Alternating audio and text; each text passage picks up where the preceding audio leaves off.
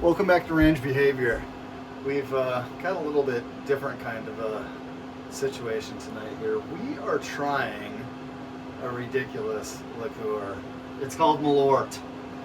Not sure how many people have had Malort, but I've got a little bit different relationship with Malort. I've had friends bringing this up to partake for years. This is an explosion of the senses, to say the least. Depending on what you've already heard about Malort, this is a great liqueur. It's fantastic. It has its quality, and whether or not it suits you, that is a personal preference.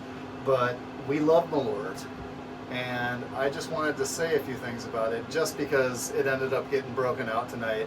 And this is a fantastic liqueur if you're looking for something different, for something unique, and for something extremely potent and not in the alcoholic way. It is very potent flavorfully.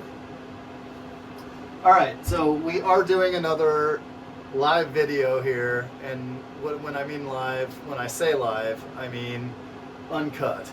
So I've been seeing some fish on the graph, and I figured I'd do another 10-minute video here to see if we can get some fish just without cutting the video. So I'm really curious to see if they end up coming through. Now, we are just using a hook and a weight.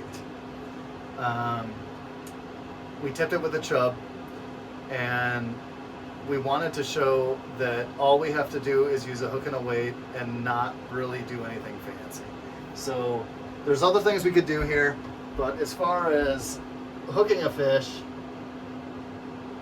as long as you're in the right spot and you have the right equipment, you can hook a fish. So let's see what we've got going on here. The Malort is extremely distracting. Let me show that again. Malort. Unbelievably distracting when it comes to fishing. Unbelievably.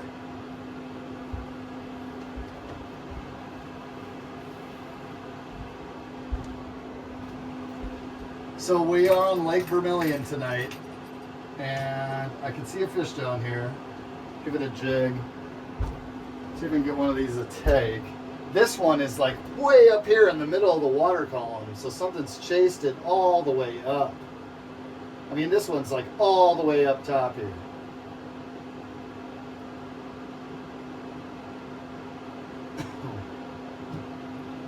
Seen a couple bigger fish today. Today's been a really good day. Really foggy all day long.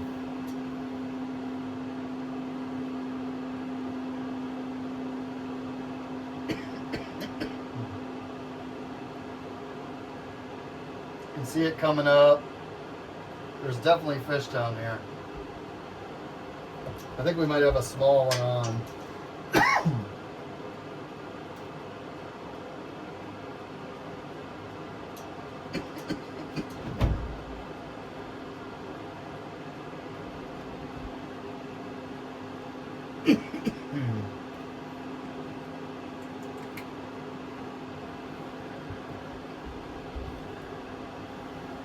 That's a little 11 incher. But we'll let that one go.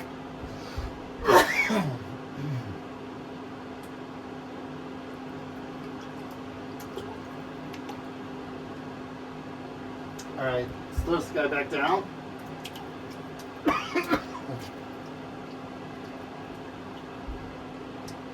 Beautiful night on Lake Vermilion. About 30 degrees. Don't even have my winter boots on, just have my fall hiking boots on. Very nice out last couple days.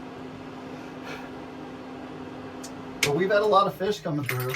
Lots of fish coming through. So we'll see if we can get a couple more before the end of the night.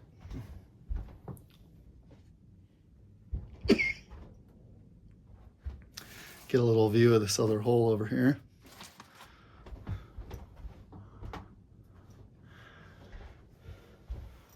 So we do love our rattle reel fishing here. Whoa, whoa. We do love our rattle reel fishing here at Range Behavior.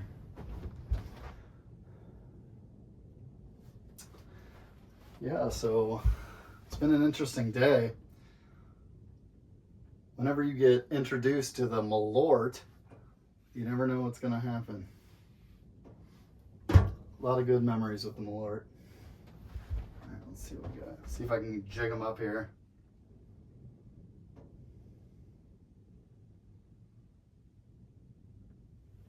Oh, he took it.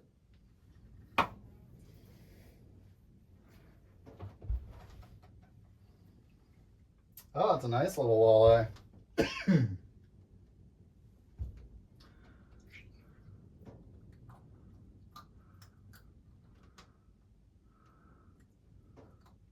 got that minnow in your mouth. All right, this is a nice little fish. Nice little 14-incher. Beautiful little walleye. We'll let that one go.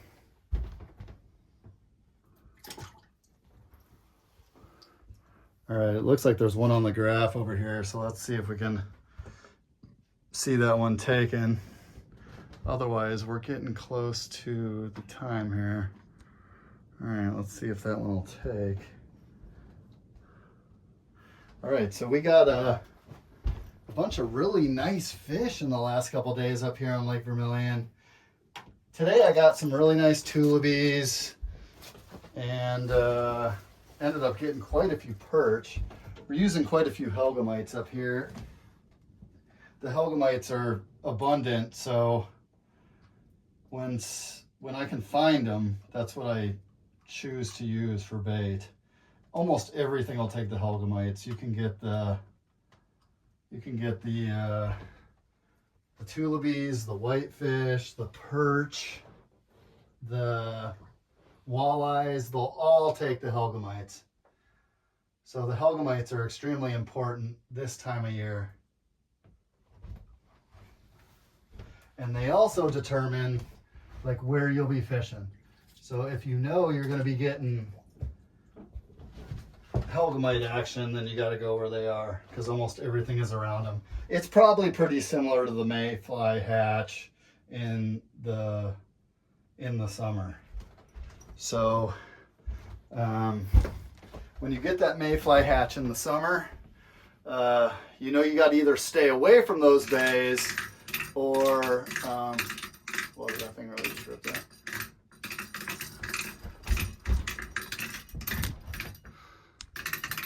We'll get back to that maybe in the summer.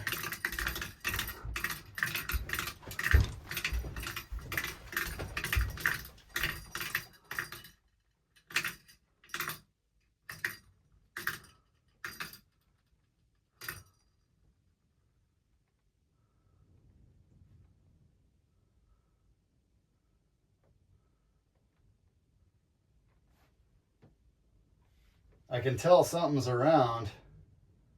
We'll see if he actually ended up getting that minnow though, because man, he really just ate that and took off. I'm not sure he really had time to get hooked. It's a lot of line. He must be kind of coming back a little bit here. Oh, there's something. All right, there is something there. It doesn't feel all that big. Nice fish though. Let's see what we got. Oh yeah, it's a nice walleye.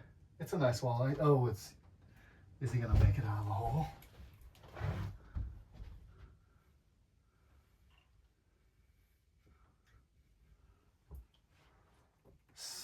Look like he's twisted up a little bit here. There we go. There we go. That's a nice little walleye. Let's see if we can get him unhooked here. All right, so I guess it was worth it to have the Malort. Walleyes, Malort.